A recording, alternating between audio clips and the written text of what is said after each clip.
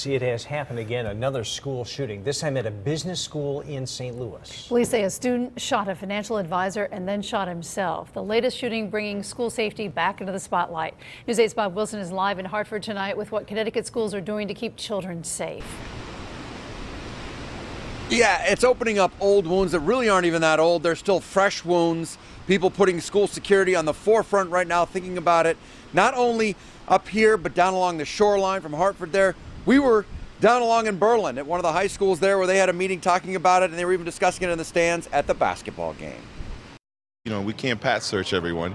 So, we're just going to have faith and, and keep our eyes open. I mean, everyone has to put a little bit in. At the Berlin high school basketball game, word of the latest school shooting in St. Louis was making its way through the crowd.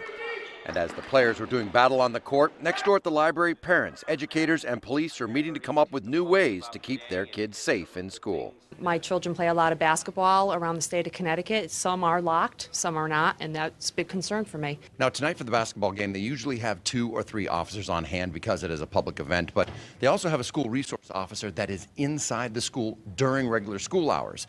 And the superintendent says they plan to keep it that way. They also plan to do more lockdown drills to make students familiar with the policies.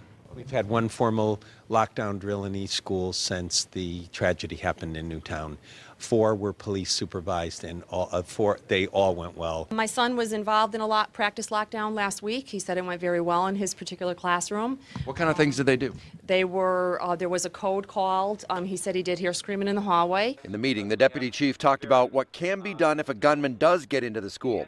It's something they've been training and drilling for the last 10 years. As a police department, we have developed a really detailed plan for each of the schools and how we're going to react to something like that should, God forbid, it happen.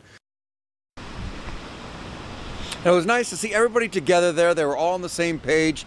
And the superintendent says they actually scheduled this meeting back in December, but waited a couple of weeks. They kind of wanted the dust to settle and people to get a clear head because this is a very emotional topic when they're talking about the safety of their kids.